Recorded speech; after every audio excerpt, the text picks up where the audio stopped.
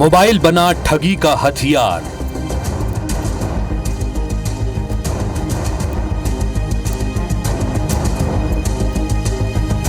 Video call पर कर रहे गिरफ्तार।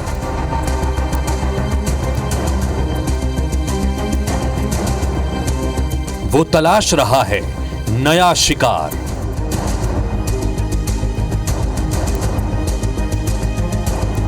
अगला नंबर कहीं आपका तो नहीं।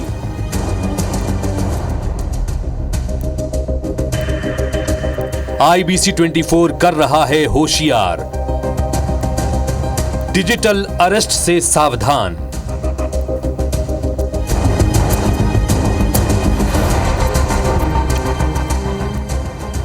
जो कुछ आपने देखा वो ट्रेलर मात्र भी नहीं है। जिन जिन तरह की ठगी आज की तारीख में डिजिटल वर्ल्ड पर आपका इंतजार कर रही है, आपको अरेस्ट करने के लिए तैयार है, उनके बारे में जितनी नॉलेज रखेंगे उतना बच पाएंगे।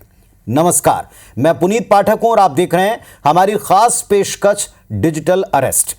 इन दिनों साइबर ठगी के नए नए पैंतरे सामने आ रहे हैं। जैसा हम कह रहे हैं, साइबर अपराधी लोगों को डिजिटली अरेस्ट करके ठगी कर दे रहे हैं।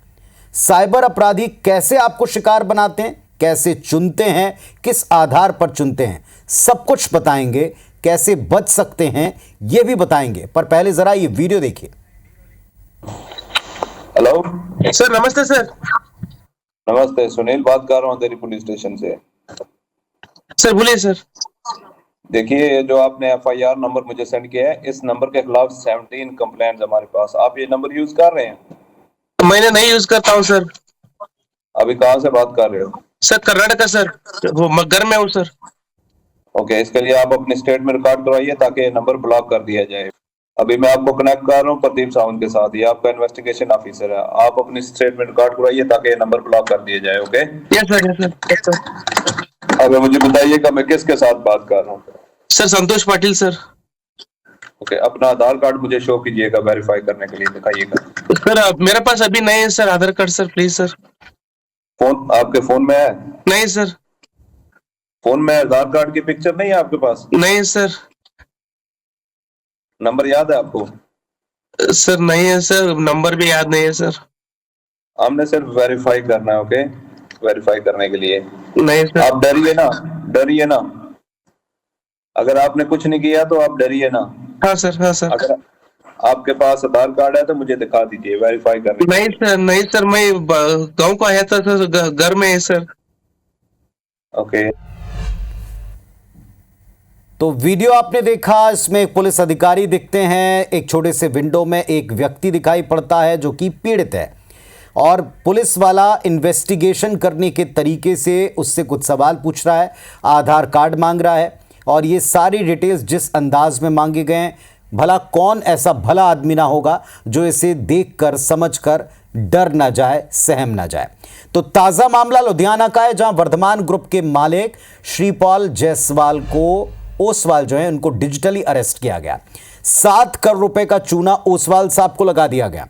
इस दौरान ठगों ने CBI अफसर बनकर के उनको कॉल किया और नकली सुप्रीम कोर्ट की पेशी तक करवा दी। इस तरह के मामले मध्य प्रदेश और छत्तीसगढ़ में भी सामने आ चुके हैं और संभवतः आने वाले कुछ दिनों में इनकी संख्या बढ़ जाए। बीते दिन इंदौर में सीनियर सिटीजन को बदमाशों ने डिजिटल अरेस्ट किया। पार्सल में ड्रग्स हैं, इस बात का डर दिखाकर 40 लाख रुपए सीनियर सिटीजन से ठग लिए। IBC 24 आपको सतर्क कर रहा है। यह डिजिटल अरेस्ट क्या होता है, कैसे आप इससे बच सकते हैं, कैसे पहचान सकते हैं, जो शिकार बन चुके हैं उन्हें क्या करना चाहिए, इन सारे सवालों का जवाब आज के एक्सपर्ट पैनल से हम पूछने वाले हैं। चलिए आपका परिचय भी कराते हैं उस एक्सपर्ट पैनल से। हमारे साथ में आज एक नहीं 3 एक्सपर्ट्स हैं पैनल पर। सोनाली गुहा जी हैं, साइबर एक्सपर्ट हैं। हेलो सोनाली जी, बहुत स्वागत है आपका। तनुज दीक्षित जी हैं, सीनियर एडवोकेट हैं, इस वक्त हमारे साथ में जुड़े हैं, जो इस तरह के तमाम मामलों के कानूनी पक्ष के जानकार हैं। और शोभित चतुर्वेदी जी हैं, डिजिटल काउंसलर हैं, जो अक्सर लोगों को ऐसी गिमिक्स से बचने के तरीके बताते हैं, अवेयर करते हैं। आप तीनों का मैं स्वागत करता हूं। सबसे पहले, इस तरीके के मामले बहुत ज़्यादा बढ़ते जा रहे हैं। सोनाली जी, मैं आप ही से पूछता हूं, कैसे पता लगाएं? कोई पुलिस अधिकारी बनकर आपको कॉल कर रहा है, पहले तो आपके वैसे ही पसीने छूट जाएंगे। जो जितना ज्यादा बिजी पर्सन है, काम में रत व्यक्ति है, उसको समझ में नहीं आता कि वो क्या करे, और वो शायद वहीं से ट्रैप होना शुरू हो जाता, फंसना शुरू। बताएं, इस तरह के मामले क्या छत्तीसगढ़ में, मध्य प्रदेश में बढ़े? बिल्कुल सर, ऐसी चीजों की घटनाएं लगभग मेरे को डेली बेसिस पे ही सुनने के लिए मिलती है। कभी अगर सोशल मीडिया हैंडल भी ओपन करती हूँ तो बच्चे, और कई बार तो लोग ये शिकायत करते हैं पेरेंट्स की, बच्चे को मतलब लाइक अरेस्ट हो गया है, ड्रग्स ले रहा था, किसी लड़की को छेड़ रहा था, या रेप केस में अरेस्ट किया हुआ है। इस नाम पे भी छत्तीसगढ़ में काफी ठगियां हुई हैं इस चीज को लेके। और इससे बचने का सबसे बेहतरीन एक उपाय ये होता है ना कि आप पहली बात तो वीडियो कॉल व्हाट्सएप पे आप अटेंड ही मत करिए, क्योंकि वो कोई ऑफिशियल चैनल नहीं है। और दूसरी चीज ये कि अगर सपोज आपको ऐसा लग रहा है कि सपोज कि ये कहीं मेरे से कोई लमसम अमाउंट मांगा जा रहा है, तो पुलिस वाले कभी ऐसे सेटलमेंट जैसी चीजों के लिए तो बिल्कुल आपको कॉल नहीं करेंगे। बेहतर है आप अपने लोकल थाने को एक बार अप्रोच कर लें, उनको जाके बता दें कि भाई मेरा बच्चा इस नाम से अरेस्ट हुआ है, इस तरीके से मुझे कॉल आया है, तो क्या प्रक्रिया है आप मुझे समझाएं। और अगर अरेस्ट उन्होंने जेन्युइनली तो डेफिनेटली जो नहीं किया होता है, तो वो उससे एटलीस्ट पुलिस एक्शन लेके इन्वेस्टिगेट करके जो अपराधी हैं सामूहिक तौर पे एक ग्रुप बना के वो अपराध कर रहे हैं, उनको पकड़ना थोड़ा आसान हो जाएगा। तनुज दीक्षित जी, जो सोनाली जी कह रही हैं, क्या इस तरीके का कोई भी कानूनी पहलू है कि आपकी व्हाट्सएप के ऊपर पेशी हो जाए, व्हाट्सएप पर आपसे सबूत मांगे जाएं, व्हाट्सएप पर आपको कोई नोटिस सर्व कर दिया जाए, या किसी प्रीवियस नोटिस के बारे में वहां आपसे जवाब लिया जाए? ऐसे कोई प्रावधान है? क्योंकि डिजिटली इस तरीके के मामले बढ़ रहे हैं, जैसा बता रही हैं सोनाली।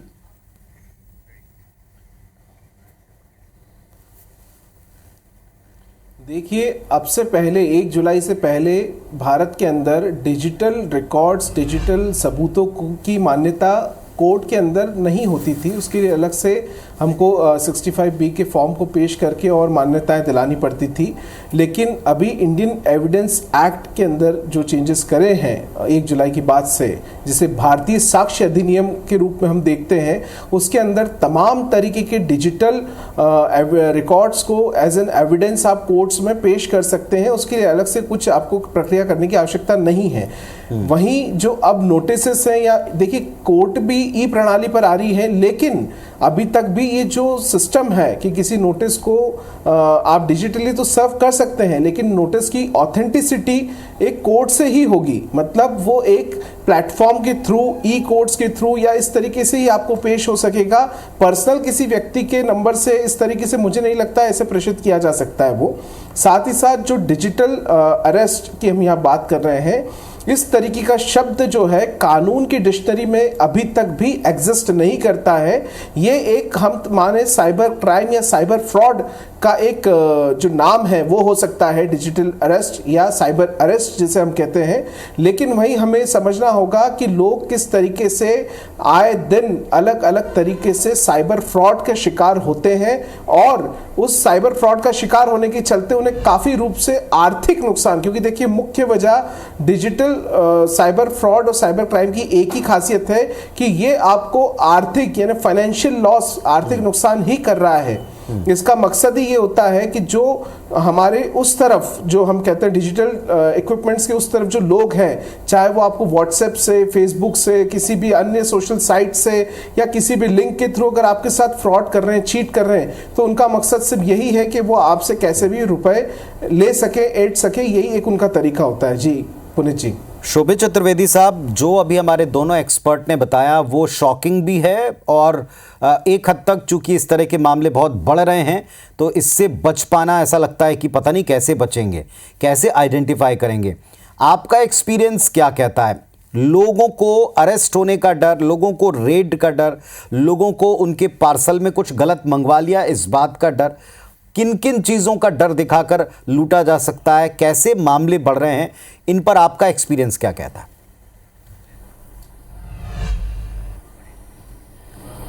देखिए, मेरा कहना यह है कि जैसे चोर जो होता है तो राखी करता है, उसी प्रकार से सोशल ये जो क्राइम हो रहा है, एक्चुअली ये 420 है प्योर। मतलब हम कहीं ना कहीं वो सामने वाली व्यक्ति टीम जो है वो आपके बारे में जानकारी निकालती है, पता करती है, और अगर जितने भी केसेस हुए हैं ये लगभग 50+ लोगों के साथ ही हुए हैं हाउस अरेस्ट वाले।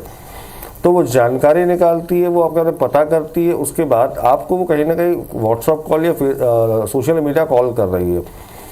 तो इस चीज़ का हमें बहुत अच्छे से ध्यान रखना चाहिए कि कोई भी हम बात करते हैं कि अगर हमको कोर्ट से समन भी आता है या कोई वारंट आता है तो वो मेल पे आता है .gov से, सरकारी वेबसाइट या सरकारी विभाग की ईमेल आईडी से। पर्सनल कोई नहीं भेजता, पर्सनल कॉल कोई नहीं करता, और वैसे भी अगर देखा जाए तो पर्सनल कॉल नंबर पे आएगा, ना कि व्हाट्सएप या फेसबुक या और कोई इंस्टाग्राम किसी चीज़ पे। और दूसरी चीज़ देखी जाए कि अगर आपके पास ऐसा वीडियो कॉल आता है या कॉल आते हैं तो आप उसको धैर्य रख के सुने, समझें, वर्दी देख के, क्योंकि देखिए सीधी बात है, कोई भी एक नॉर्मल इंसान जब पुलिस को देखता है तो डर जाता है। और ये 420 जो कर रहे हैं, ये गिरोह पूरा ये यही कर रहे हैं कि आपका डर निकाल लेके, आपको परेशान करके, घेर के और आप पे दबाव बना के कि देखिए ऐसा हो गया, अभी ऐसा हो गया, अभी ऐसा हो गया, मतलब आपको टाइम नहीं देंगे। लगातार जैसे अभी 2 केस उज्जैन का हुआ या इंदौर का हुआ या जैसे ये अभी लुधियाना का हुआ, तो इसमें ये समय नहीं देते, लगातार वीडियो कॉल करके आपको परेशान करते हैं। इसका बहुत अच्छा एक तरीका मैं बताऊं, जो अगर आपको लगता है तो मैं हमेशा सबसे यही कहता हूं कि सबसे पहले इंटरनेट बंद कर दें। आपका इंटरनेट बंद हो जाएगा, आपके पास कॉल्स नहीं आएंगे, क्योंकि वो आपको नॉर्मल कॉल नहीं करेगा, क्योंकि उसकी लोकेशन ट्रैप ना हो जाए। जैसे ही आपने इंटरनेट बंद किया तो आपके पास कॉल्स आना बंद हो जाएंगे।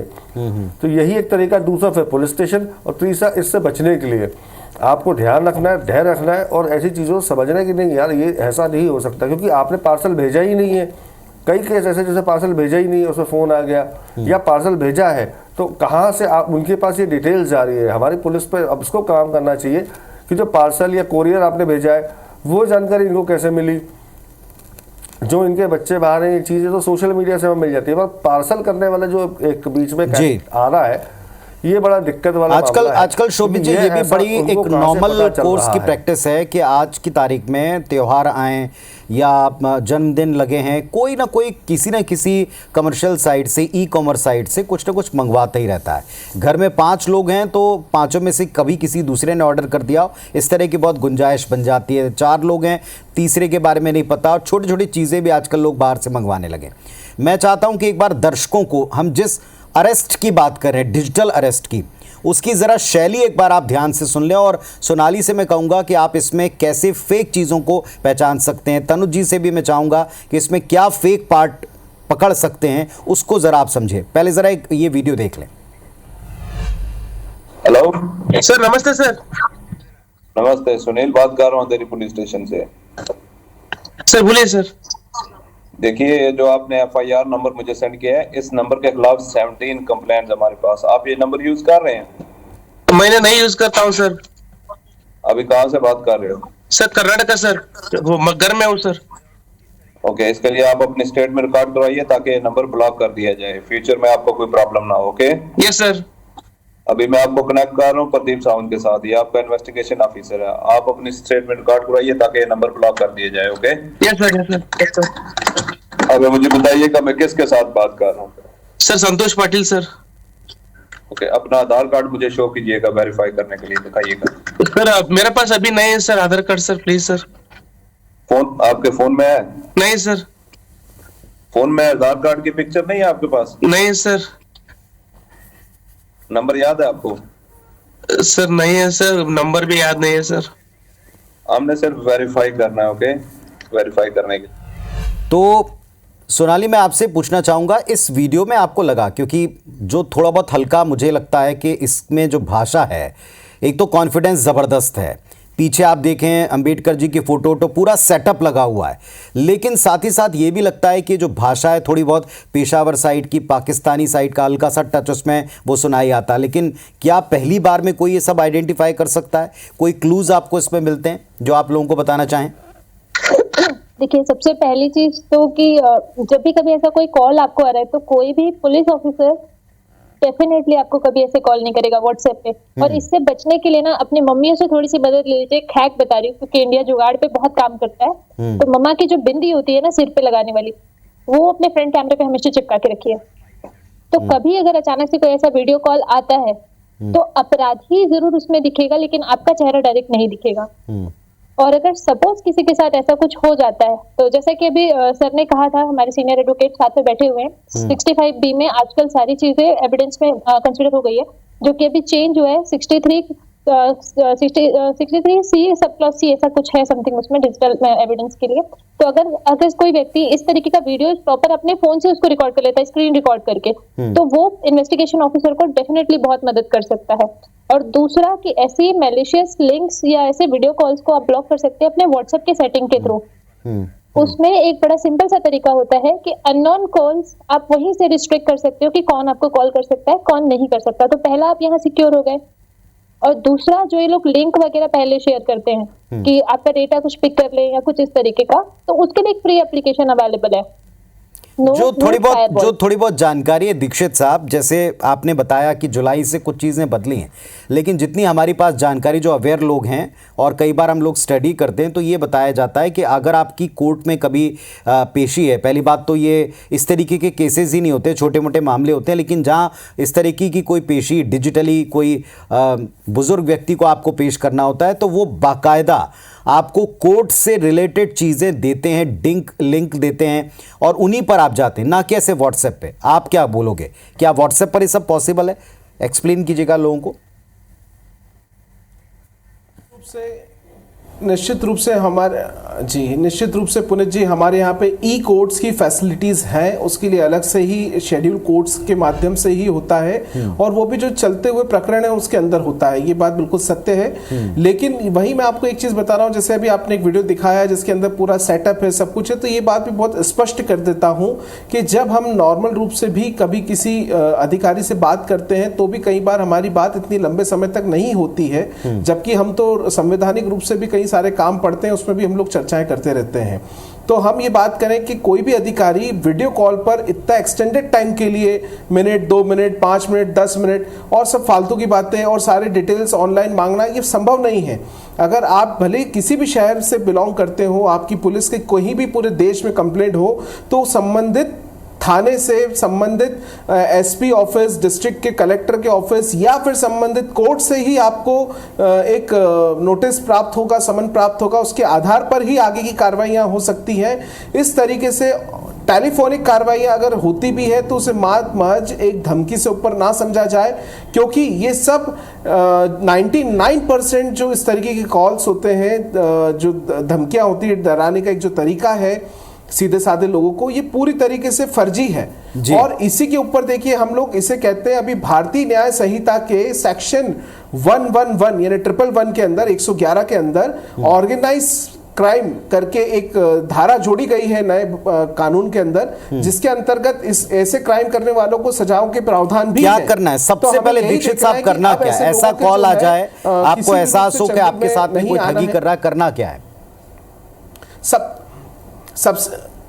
देखिए, सबसे पहले यह है 2 लाख से नीचे का अगर आपके साथ कोई फ्रॉड अगर होता है तो उसके लिए आप साइबर थाने पे क्राइम ब्रांच पे आप इन्फॉर्म कर सकते हैं, और 2 लाख से ऊपर के कोई भी फ्रॉड के लिए स्टेट साइबर सेल के में आप जाकर के शिकायत कर सकते हैं। साथ ही साथ इनकी हेल्पलाइन नंबर भी है, उस पर भी आप कॉल करके रजिस्टर्ड कर सकते हैं। वेबसाइट्स हैं, उस पर आप ईमेल कर सकते हैं, वहां पे भी ऑनलाइन कंप्लेंट रजिस्टर्ड होती है। तो देखिए, कंप्लेंट रजिस्टर्ड करने के एक नहीं 5-5 तरीके हैं।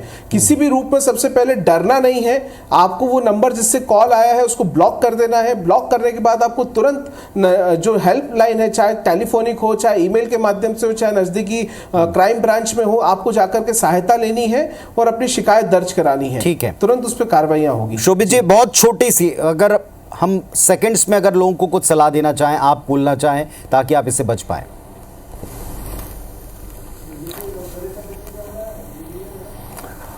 जैसे सभी लोगों ने, हमारे साथियों ने कहा कि ना व्हाट्सएप पे कॉल आता है, ना वीडियो कॉल आता है, ये सब असंवैधानिक है। और सीधी सी बात है, अगर ऐसा कुछ भी हो तो मैंने सबसे पहले कहता हूँ अपना नेट ऑफ कर दीजिए। अगर आपके पास कॉल आया नॉर्मल तो आप एक बार ध्यान दीजिए, अन्यथा ध्यान ना दीजिए।